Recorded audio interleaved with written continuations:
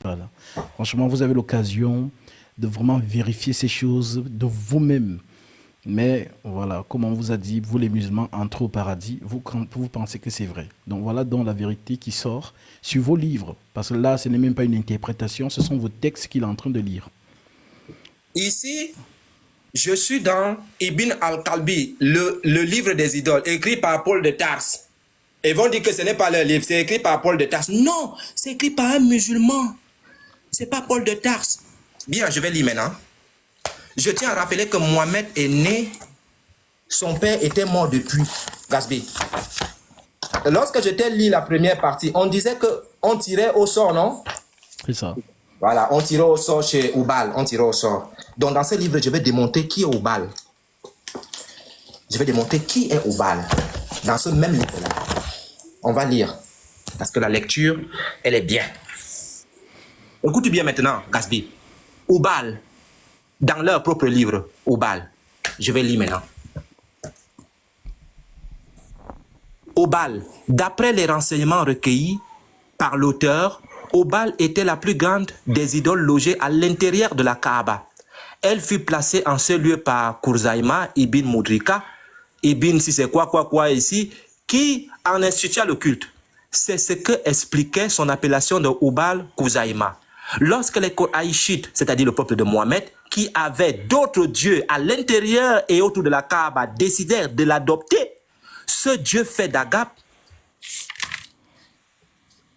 était amputé de la main droite, il la remplacé par une autre en or, autant pour moi. Écoute maintenant, Gasby. Je vais te mettre une corrélation qui est claire. Aucun musulman ne peut me dire le contraire. Lorsque Amina était enceinte, Mohamed est mort. Lorsque Amina était enceinte, le père de Mohamed est mort. Celui qu'on appelait Abdallah, il est mort depuis. Mohamed n'a jamais connu son père. Lorsque elle va accoucher, elle va apporter l'enfant à son grand-père. Qu'est-ce que son grand-père va faire? Son grand-père va entrer avec l'enfant à la Kaaba pour aller invoquer Allah. Pourquoi? Parce que, Gasby, si tu as un enfant, tu aimais cet enfant meurt. Lorsque une femme vient te dire que ça, c'est l'enfant de ton fils ici, qu'est-ce que tu vas faire? Si tu es dans un pays où on fait les trucs d'ADN, tout ça, qu'est-ce que tu vas faire? Tu vas chercher à savoir si c'est réellement l'enfant de ton fils. Parce qu'il ne faudrait pas qu'on vienne te marmailler. Mais regardez ce que Abdallah va faire. Abdallah, regardez maintenant. C'est pour cela qu'il va amener l'enfant dans la Kaaba. Je vais relire. Après avoir accouché, Amina envoya auprès de Abd Muntalib lui annoncer la naissance de son petit-fils. Le père est mort depuis. Réjoui par la nouvelle, il arriva, prit le nouveau-né et l'amenait à la Kaaba pour invoquer Allah et ensuite va le remercier. Pourquoi? Parce que l'enfant, le gars n'était pas sûr si c'était l'enfant d'Abdallah. Donc il va se rassurer. Et pour se rassurer, il faut entrer à l'intérieur de la Kaaba pour aller encore évoquer le même Dieu. Mais regarde ce qui va se passer maintenant. Devant Obal, 7 flèches étaient posées. L'une d'elles portait écrit, c'est-à-dire franc. Une autre était marquée par le vocal, c'est-à-dire rattaché. Écoute bien maintenant, Gasby. Quand ces flèches, quand ces fidèles, autant pour moi, doutaient de la légitimité d'un nouveau-né. Ah bon? Donc quand quelqu'un doutait de la légitimité d'un nouveau-né, qu'est-ce qu'il faisait? Il entrait dans le temple comme Abd Muntalib est entré dans le temple pour aller tirer au sort pour voir si l'enfant est véritablement l'enfant de son fils. Ouais. Il va faire ceci. Quand ces fidèles doutaient de la légitimité d'un nouveau-né, parce que Mohamed est né, son père était mort depuis, donc le monsieur va vérifier si c'est réellement son fils. Il va le vérifier auprès de qui? Auprès d'Oubal. Et qu'est-ce qu'on fait? Il présentait des offrandes à Oubal, puis consultait le sort en tirant une des 2 flèches. Dans le cas où celle qui portait la première mention sortait, l'enfant était affilié sans appel à son père.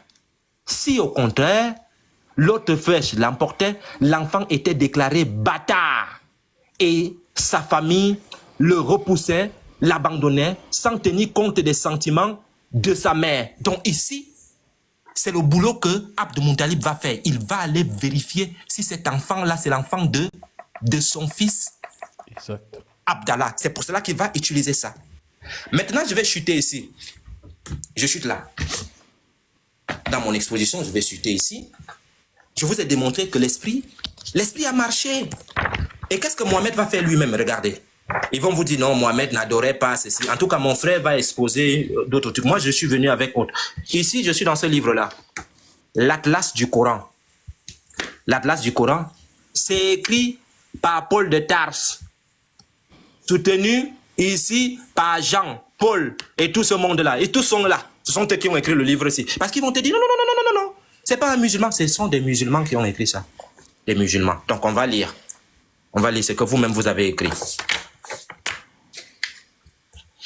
En tout cas, j'ai vu Ismaël Aka. Je sais que tu m'écoutes. Je t'ai vu en apprentissage auprès de le collectif Al-Hanifia. Ils sont tous là en faux profil. Voilà. Et je t'ai vu, je t'ai laissé un message puisque tu m'as répondu dans ton commentaire, dans ta vidéo. Finis d'apprendre. Finis d'apprendre ce que tu es en train d'apprendre là. Tu viens à débattre, je vais m'occuper de toi, moi, pas une autre personne. Moi, je vais m'occuper de toi personnellement. Je vais sortir ce que tu n'as jamais entendu. Ça là, ce sont des préludes. Hein? Et tu as dit, quand tu vois l'iceberg là, je suis en train de montrer le petit bout là. Là en bas là, c'est loin. Donc, je suis l'iceberg. Donc, finis l'apprentissage auprès d'Ismaël, de Al-Hanifia. Viens maintenant vers moi. On va faire un débat sans insulte. Un débat constructif. Bien placé. Tu vas lire. C'est moi qui vais finir ta carrière ici. Regardez maintenant. La reconstruction de la maison sacrée. Laquelle maison sacrée? La Kaaba. Écoutez bien maintenant, Gasby. Il avait 35 ans. Mohamed a reçu sa révélation à quel âge? Il dit 35 ans. À 40 ans. Et ah oui, il a reçu sa révélation à 40 ans. Mais il avait donc 35 ans lorsque les Koraïchites ont entamé la reconstruction de la Kaaba. Détruite par une inondation. Le travail fut réparti entre les différents clans. Le prophète, il n'était pas encore prophète, hein, lui-même y participa en transportant des pierres. Au cours des travaux, il y eut une querelle pour déterminer qui aurait l'honneur de remplacer la pierre noire bénite. On l'appelle comment? J'ai mis même ce truc-là. Voilà. Ismaël Aka, tu as vu ce qui est écrit ici? La pierre noire bénite. Le jour que tu vas débattre contre moi, c'est avec ça. Je vais faire en sorte que tu lis le avec le livre là. Tu vas lire le parce que je vais te démontrer qu'est-ce qu'on appelle cette pierre noire. C'est parce que j'ai pas assez de temps aujourd'hui. La pierre noire là. Ils vont dire que la pierre noire, ce qui ressemble à quelque chose, ce qui ressemble à ça. Ce qui ressemble à ça là, c'est qu'on n'a même pas besoin de parler ici là. Cette pierre noire bénite là. Un combat faillit même éclater. Abu Ouimaïna suggéra alors la désignation de la première personne qui entrerait sur le site sacré comme arbitre. Dieu, lequel des dieux? C'est Obal, a voulu que c'est Mohamed, à 35 ans, hein? À 35 ans, il n'était pas encore prophète. Dieu a voulu que c'est Mohamed qui fût cette personne. L'adhésion était totale. Tout le monde est tombé d'accord, puisque monsieur avait l'esprit en lui, il était puissant. La lumière. Voilà. Et l'apercevant, l'assistance a crié, c'est Al-Hamin, le digne de confiance. Il leur demanda d'étaler un manteau au milieu duquel il plaça la pierre noire. Il sollicita ensuite les chefs des clans pour que chacun d'entre eux saisisse un coin du manteau et le soulève. Et pour finir, le prophète lui-même remit à sa place la pierre noire. Donc le prophète de l'islam, avant qu'il ne devienne prophète, était polythéiste comme tous les autres des personnes. Mais mon frère Unique Boy va argumenter ça d'une autre façon. Je finis ici. Vous montrer quelque chose. Voilà. Les dieux pré-islamiques, les dieux païens arabes pré-islamiques. Gasby, je demande à tout l'auditoire, si jamais Yahweh a eu des difficultés avec une divinité, je prends par exemple Baal, les dieux, les prophètes de Baal et tout ça là. Lorsque tu entres dans la Bible, est-ce que tu dois voir le nom de Baal ou pas? Gasby, je mets tous les musulmans au défi. Gasby, on cite Al-Manat, Al-Uzza et Al-Lat. Le Coran n'a jamais cité Baal. Tu sais pourquoi? Parce que Baal, c'est ce Dieu-là même qui est dedans. Je crois que Quand on tourne un film, la dernière personne qu'on doit tuer, c'est le chef bandit. C'est ça. On devait voir le nom d'Oubal dans le Coran. On devait voir le nom d'Oubal dans le Coran. On n'a jamais écrit le nom d'Oubal. Oubal n'existe pas dans le Coran. On a écrit toutes les autres divinités, mais Oubal, on l'a mis de côté. Pourquoi? Parce que c'est même cette divinité-là qui fait le travail. Donc moi, je finis ici. La plus importante des divinités était Alat, idole de Taïf. À l'endroit où s'est édifié le minaret gauche de la mosquée de Taïf. Aujourd'hui, Alat était aussi adoré à Cham, représenté à plusieurs symboles, en Arabie par une pierre blanche. Gasby, la pierre qui est tombée du ciel, elle était quoi? Dans l'islam? Ils disent que c'est la pierre noire. La pierre blanche, elle est devenue noire à cause des péchés du monde. C'est pas possible. Tu as vu le truc?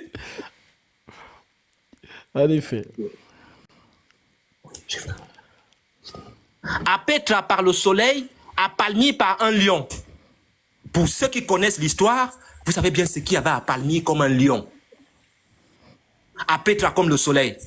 Al-Ouza, sous la forme de 3 palmiers, situés à la droite et à la route de partance, en partance de la Mecque vers l'Irak, constitue l'une des grandes idoles chez les Koraïchites, la tribu du prophète de Mohammed. Manat, l'une des plus vieilles divinités arabes, considérée comme la déesse du destin et la mort, elle se situe aux côtés de la mer Rouge, à Kadith, entre la Mecque et Médine.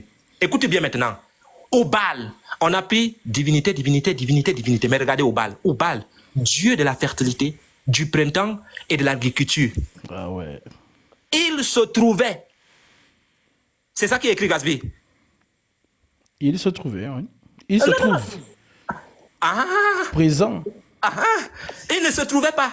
Il se trouve eux-mêmes dans leur propre livre. Donc, il n'est pas parti. Il est là-bas dedans. Il est là-bas.